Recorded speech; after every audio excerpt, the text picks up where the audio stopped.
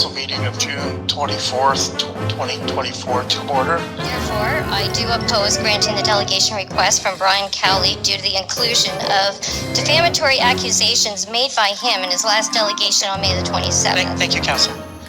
Point of personal privilege, please, Mr. Mayor.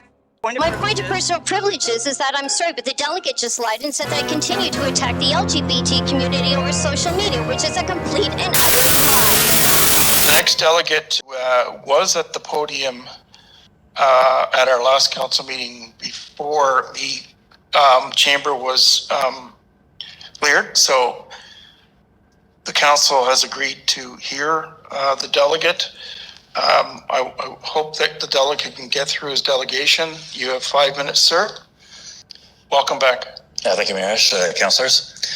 In my May 27th delegation regarding the Ontario Human Rights Commission letter, I expressed disappointment over their decision against a public inquiry, but acknowledged their commitment to monitor developments. They affirmed City Council's compliance with current laws and emphasized the importance of supporting human rights principles. During my presentation, Councillor Robinson accused me of lying, prompting me now to refute this claim with justification as part of completing my delegation tonight. To clarify my stance, I'll break down key terms from the statement that alleges Councillor Robinson endorses and spreads bigotry towards 2S LGBTQ+ community.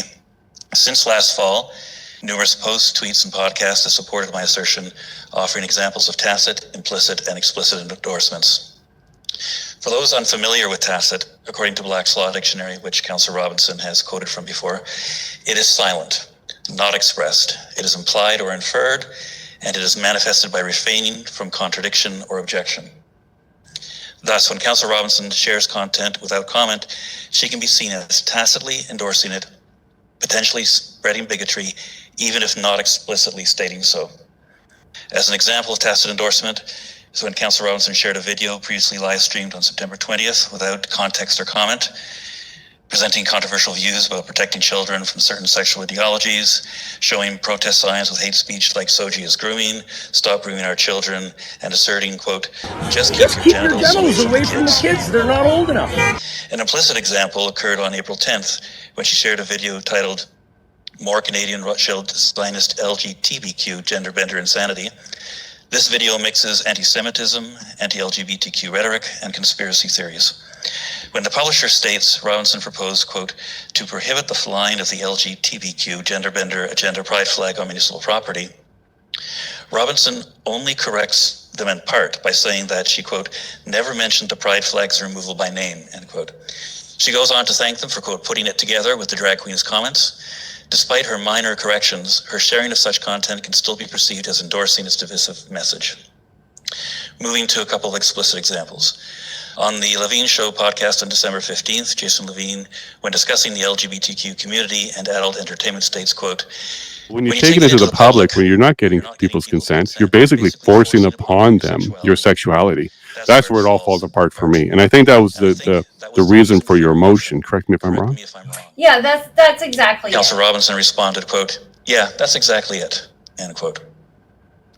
And finally, in a podcast released by Truth Trumpet on April 29th, titled Maintaining Integrity in a Cesspool of Municipal Corruption with Lisa Robinson, one of the hosts states in part, quote, inclusivity, which is really grooming pedophilia to children. Which is really grooming and pedophilia to children in public school or in any school.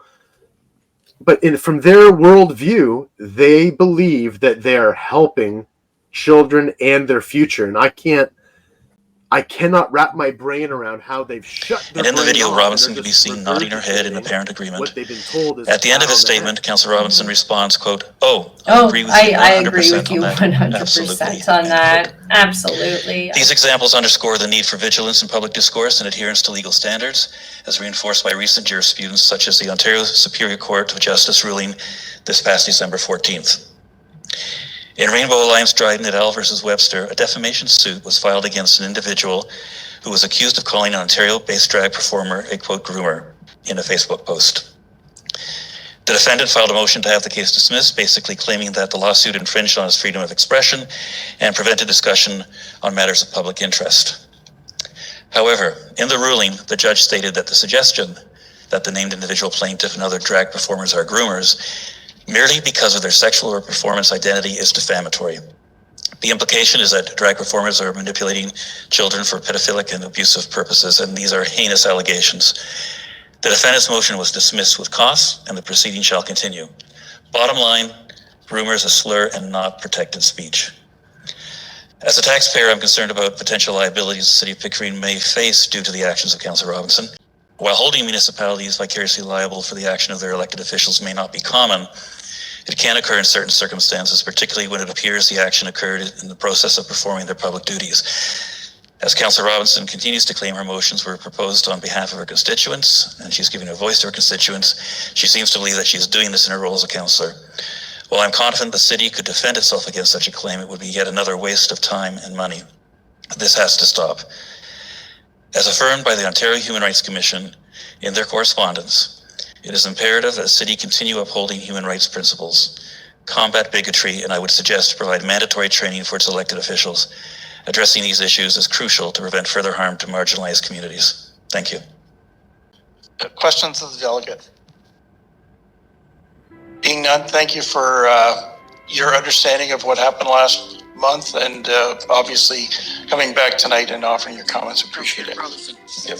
Thank you. I just want to bring a couple of notices of motion. One is to have the Canadian National Anthem played before all council, executive, and planning and development meetings.